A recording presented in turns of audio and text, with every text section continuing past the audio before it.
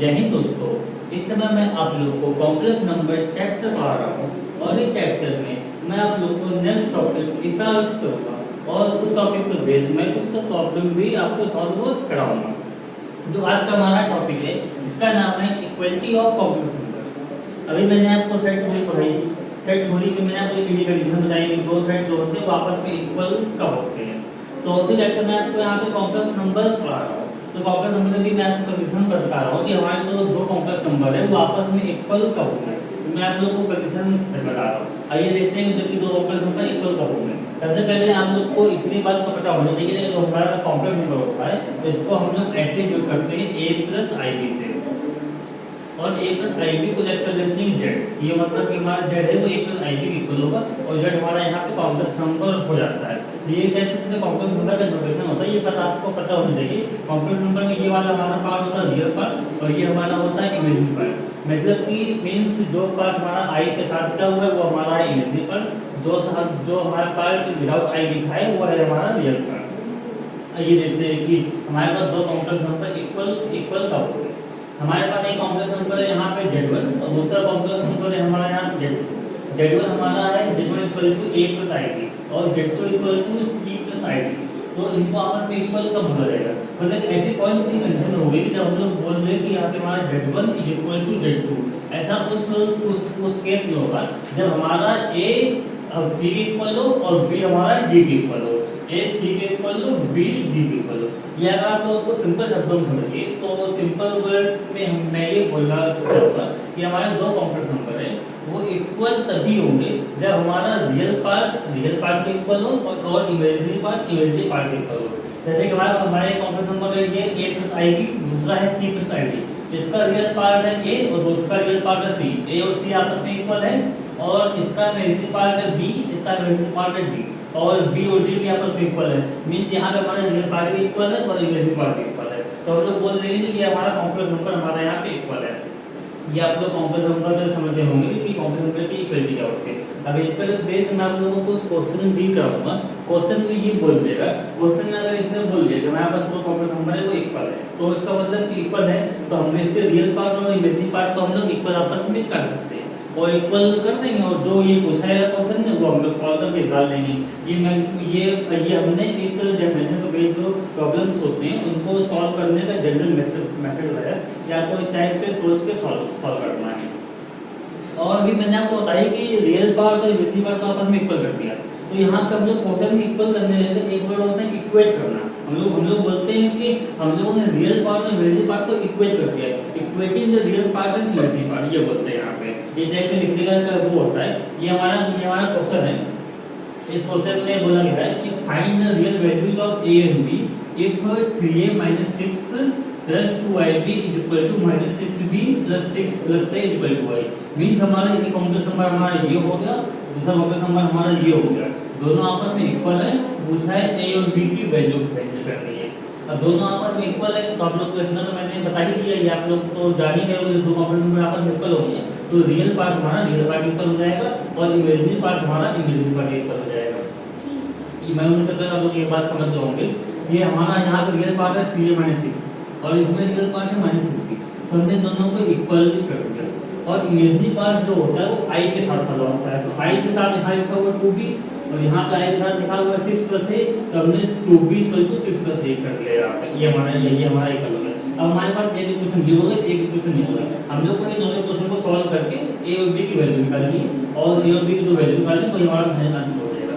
अब आपके पास अगर दो वेरिएबल की दो इक्वेशन हो उनको सॉल्व करके वैल्यू निकालनी दोनों वेरिएबल को, तो ये तो आप लोगों ने 9th क्लास में अच्छे से पढ़ा होगा। लेकिन मैं आपको रिवाइज करा दे रहा हूँ कि आप लोग को सॉल्व तो कर ही लेंगे। इसमें केवल मेन समझने वाली बात ये होती है कि इसने a और b की वैल्यू पूछा है और बताया जाए कि दोनों कॉम्प्लेक्स नंबर इक्वल है। तो आप लोग को रियल पार्ट के इक्वल रखना है और इमेजिनरी पार्ट के इक्वल रखना है। ये वही हमारे को अगर हम ये क्वेश्चन है तो हम लोग सिंप्लीफाई करेंगे हमारा आ जाएगा a + 2b = 2 और यहाँ पे हमारा ये क्वेश्चन है इसको सिंप्लीफाई करेंगे तो हमारा आ जाएगा -a + 2b = 6। अब हमारा इसको हमने इक्वेशन 1 मान लिया, इसको हमने इक्वेशन 2 मान लिया। अब इसको सॉल्व करना है। आप लोग ये देखिए यहाँ पे हमारा a है पॉजिटिव में, हमारा a है यहाँ पे नेगेटिव। अगर हम इन दोनों को ऐड कर देंगे तो हमारा ए तो हमारा कैसे हो जाएगा, तो इससे हमारी बी की वैल्यू आ जाएगी। तो हमने लिख दिया इक्वेशन 1 प्लस इक्वेशन 2। आप लोग ऐसे भी लिख सकते हैं एडिंग इक्वेशन 1 एंड इक्वेशन 2, आप लोग ऐसे भी लिख सकते हैं। और ये जो लाइन है on equating here and imaging one, ये आप लोग को लिखनी कंपलसरी होती है, क्योंकि ये पूरी ग्रामर आपको मेनली थ्योरी जो होती है वही लिखने के मार्क्स देता है। क्योंकि क्वेश्चन तो सब बच्चे सॉल्व करके आ जाते हैं, लेकिन डिपेंड ये करता है कि कौन सा स्टूडेंट क्वेश्चन को किस कैसे सॉल्व करता है, सॉल्व करने का वे क्या है, उसी हिसाब से उसको मार्क्स मिलते हैं एग्जाम में। तो हमने क्वेश्चन 1 में कितने हमने ऐड किया, तो ये हमारा कैंसिल हो गया और 2 ऐड हो तो 4 भी हो गया और 6 + 2 8 हो गया है। तो 4 + 2 8 हमारा b = 2 हो गया। और b की वैल्यू हमने यहाँ पे रखी क्वेश्चन 1 में, क्वेश्चन 1 तो हमने b की वैल्यू यहाँ पे रखी, तो हमारा a आ गया हमारे यहाँ पे -2। तो हमारी a की वैल्यू हो गई -2 और हमारी b की वैल्यू हो गई 2। ये हमारा इस क्वेश्चन का हो गया फाइनल आंसर। तो अभी तक मैंने आपको आज की क्लास में पढ़ाया इक्वलिटी ऑफ कॉम्प्लेक्स नंबर, उसकी डेफिनेशन क्या होती है, उसका क्राइटेरिया क्या होता है, वो मैंने आपको कराया और उस पर फिर मैंने आपको क्वेश्चन कराया। आइए देखते हैं हमारा ये नेक्स्ट का ये टॉपिक है। इसमें हमारे मतलब 2 छोटे स्टेटमेंट है, इसका यूज होता है क्वेश्चंस में, इस पर बेस्ड क्वेश्चन जो बनते हैं। आप लोग स्टेटमेंट होते हैं आप लोग समझिए क्या होता है और इस पर बेस्ड क्वेश्चन करिए।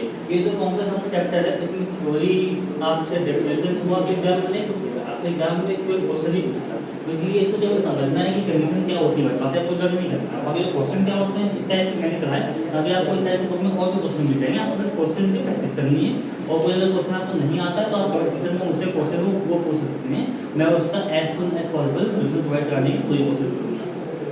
ठीक है, हमारे पास ये आपका फर्स्ट पॉइंट ये दिया हुआ है, if a is a positive real number then under root -a। अगर यहाँ पे अंडर रूट -a है तो आप लोगों को बताओ तो माइनस a का मतलब होता है कि हम a में -1 का मल्टीप्लाई कर रहे हैं। तो हमने -1 को हमने अलग कर लिया यहाँ पे। अब यहाँ पे हमारा जैसे कि ये होता है अंडर रूट 2 × 3, तो इसको तो हम लोग ये कर सकते हैं कि अंडर रूट 2 × अंडर रूट 3 अलग कर सकते हैं। इसमें कोई परेशानी वाली बात तो है नहीं, अलग अलग वो कर देंगे। तो हमने यहाँ पर कर लिया, हमने मतलब ये हमारा यहाँ था अंडर रूट a × -1, तो हमने अंडर रूट a कर लिया × अंडर रूट -1 कर लिया। अब आप लोग को पता होगा कि हमारी होती है अंडर रूट -1 की वैल्यू हमारी होती है i, तो हमने अंडर रूट -1 की जगह हमने यहाँ पे रख दिया i, तो अंडर रूट a × i ये आ गया। ये हो सकता है आप लोग को पता हो, लेकिन मैं आपको एक वो बता रहा हूँ कि इसको अगर एग्जाम में ऐसा हो तो इसको हम लोग करते रहते हैं स्टेप बाई स्टेप। हो सकता है कि बहुत से स्टूडेंट ये लिखे उसके पास डायरेक्ट ये लिखते, ये आपका करना सही है, आप लोग करिए। अभी आप लोग क्वालिटी इक्वेशन चैप्टर पढ़ेंगे तो आप लोग को करने की नीड आएगी तो आप लोग सीधे ही करेंगे। मैं भी आप लोग से बोलूँगा कि आप लोग को सीधे करिए, लेकिन जब कुछ क्वेश्चन ये होते हैं कि आप लोग को मतलब कि क्वेश्चन छोटा होता है तो आप लोग को आप ही समझ सकते हैं। अगर कॉम्प्लेक्स नंबर चैप्टर का आपका क्वेश्चन है तो वो छोटा है तो स्टेप पढ़ाने की मेरी जरूरत पड़ती है, तो स्टेप पढ़ाने में आप लोग को इसका फुल सॉल्यूशन ये होता है, इसको ऐसे किया जाता है। और ये दो सेकंड पॉइंट है। सेकंड पॉइंट क्या बोल रहा है, if any of a and b is 0, मतलब a और b दो नंबर है तो उनमें से कुछ भी 0 होगा, तो अंडर रूट a और under root b equal to under root ab, ये वही बात होगी जो मैंने आपको बताया, यही बात मैंने यहाँ पे लिखी, ये भी हमारा 0 होगा। इसको आप लोग ऐसे ही समझ लीजिए, अगर यहाँ पे हमारा मतलब कि हम अंडर रूट 2 × 0 लिखे तो हमारा क्या हो जाएगा अंडर रूट 2 × अंडर रूट 0, और 0 का स्क्वायर रूट तो 0 ही होता है, अंडर रूट 2 × 0। और अगर आप 0 में किसी नंबर का मल्टीप्लाई करेंगे तो वो भी हमारा 0 ही आ जाएगा, तो वो भी हमारा 0 आ जाएगा। इसमें केवल ये बात है। अब जो फर्स्ट स्टेटमेंट है इस पर बेस्ड क्वेश्चन है, ये देखते हैं इस क्वेश्चन को कैसे सॉल्व करेंगे। हमारा ये है कि find the value of under root -55 plus 3 under root -4 plus 2 under root -9।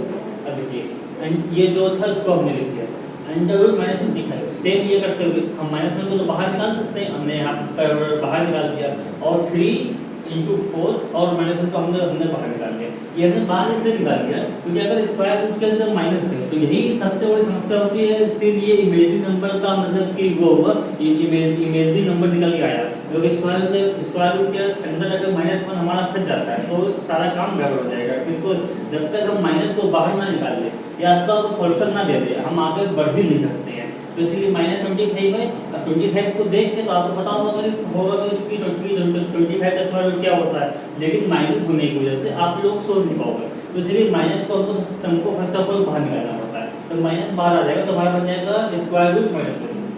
यहाँ भी हमारा स्क्वायर रूट हो गया -1 और स्क्वायर रूट -1 की हमारी वैल्यू होती है आई, तो हमने यहाँ पे आई पुट कर दिया और 25 का स्क्वायर रूट होता है 5, 4 का स्क्वायर रूट होता है 2 और 9 का स्क्वायर रूट होता है 3। हमने आपस में मल्टीप्लाई कर दिया, ऐड कर दिया, तो हमारे पास आएगा 79।